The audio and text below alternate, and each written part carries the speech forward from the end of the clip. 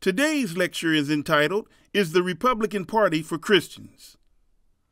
If you are a Christian, you should be voting, because concerning the government, the Apostle Paul stated the following in Romans chapter 13, verses 1 through 7. And we are reading from the New International Version of the Bible for the benefit of those who may not understand the King James Version of the Bible. Let everyone be subject to the governing authorities, for there is no authority except that which God has established. The authorities that exist have been established by God. Consequently, whoever rebels against the authority is rebelling against what God has instituted, and those who do so will bring judgment on themselves. For rulers hold no terror for those who do right, but for those who do wrong. Do you want to be free from fear of the one in authority? Then do what is right, and you will be commended. For the one in authority is God's servant for your good. But if you do wrong, be afraid, for rulers do not bear the sword for no reason. They are God's servants, agents of wrath, to bring punishment on the wrongdoer. Therefore, it is necessary to submit to the authorities, not only because of possible punishment, but also as a matter of conscience. This is also why you pay taxes, for the authorities are God's servants who give their full time to governing. Give to everyone what you owe them. If you owe taxes, pay taxes. If revenue, then revenue. If respect, then respect. If honor, then honor. In these passages of Scripture, the Apostle Paul makes it perfectly clear that Christians should be following the Constitution of the United States of America, which lays out the government of the United States of America and includes voting. Now, we've established the fact that if you're a Christian, you should be voting. Concerning which political party Jesus Christ would support, a common misconception is that the Republican Party is the political party of Christians, and this is not true or factual. This is just another trick used by some to deceive as many people as possible into a mindset that will get them in the Republican Party and keep them in the Republican Party. Now, the question remains, which political party should Christians support?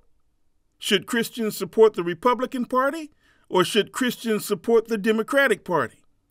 Because as it stands politically today, there are two major political parties to choose from. Other choices may show up on the ballot whenever they show up on the ballot, but for the most part, it's just the two major political parties to choose from. And in order to answer this question, we'll read the words of Jesus Christ later in the lecture and look at what he says about it. But before we do that, let's look at some facts concerning today's Republican Party. Before I begin, let me state that we're a black husband and wife team of political activists working to enlighten and inform the people of the United States on issues they may be unaware of. And this is an important issue that needs to be addressed. We don't want anyone wondering if we're black or not. Concerning race in the United States of America, out of the two major political parties, which political party would Jesus Christ support? Would Jesus Christ support a political party containing and supported by abolitionists?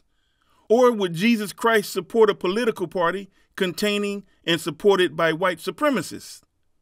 The Republican Party, during the time of Abraham Lincoln and Frederick Douglass, contained and was supported by abolitionists. Today's Republican Party contains and is supported by white supremacists. Anyone who knows about Jesus Christ knows unequivocally that Jesus Christ would not support a political party containing and supported by white supremacists. The Republican Party has changed from an abolitionist party to a white supremacist party. This is a 360-degree change. A political party with white supremacists as supporters should be a political party that United States citizens with Christian values should not want to be a part of. The only people who should be remaining in today's Republican Party should be their white supremacist supporters. And this brings forth the question, what are black people doing in the Republican Party? Black people, what are you doing in the Republican Party when the Republican Party has been endorsed and supported by white supremacists for generations? The white Southern segregationist, Senator Strom Thurmond, who ran for president in 1948, filibustered the Civil Rights Act of 1957, left the Democratic Party and became a Republican in 1964, and afterwards, as a Republican, Thurmond voted against the Voting Rights Act of 1965. Strom Thurmond had supporters who followed him into the Republican Party, as well as there were people all throughout the South with the segregationist mindset, who became Republicans when the Democratic Party endorsed civil rights for black people. This is the reason why the Republican Party is as big as it is in the South and has as much power as it does in the South. The Republican Party of Abraham Lincoln and Frederick Douglass does not exist today. When you, as a black person, stay in the Republican Party after you find out about the white racist modern history of the Republican Party, you dishonor all of the freedom fighters who have fought and died on behalf of the black struggle in the United States of America. You dishonor all of the black lives that have been taken by police throughout the United States of America. How can you be a black Republican after hearing evidence of the state of today's Republican Party where it concerns its connection to white supremacy? It is understood and recognized that there are some black Republicans who are ignorant of these facts, but are now being educated through this lecture. No black person should be in the Republican Party today. Black people who have ideological differences with the Democratic Party should be independents. And if the Republican Party does not change back to the Republican Party of Abraham Lincoln and Frederick Douglass and reject all white supremacists, the Republican Party risks following in the footsteps of the Whig political party, which no longer exists. For those who may not know, prior to the start of the Republican Party by abolitionists, there was a political party called the Whig Party, which contained pro-slavery white supremacists and abolitionists. The Democratic Party was the other major political party, and it was a pro-slavery white supremacist political party. There was a split in the Whig Party between the abolitionists and pro-slavery white supremacists concerning slavery. And as a result, the abolitionists left the Whig Party and started a brand new political party, which they named the Republican Party. Abraham Lincoln was selected as the Republican Party's first candidate for President of the United States.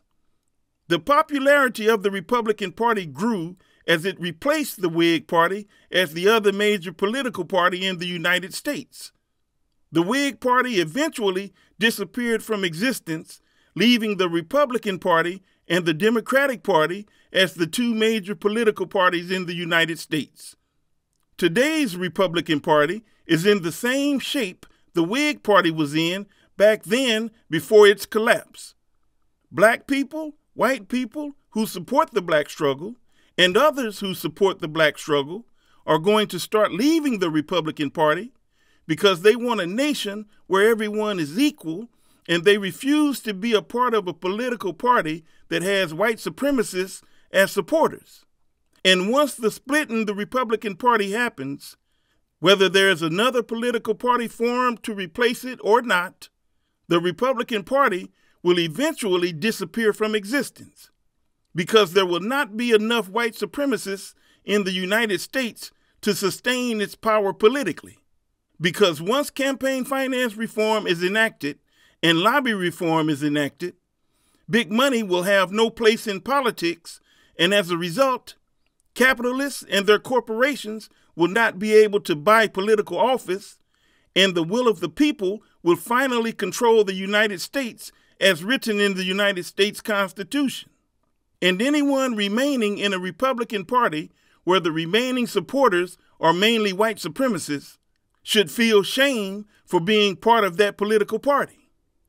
According to the news media, a number of people have left the Republican Party since Donald Trump has been in office.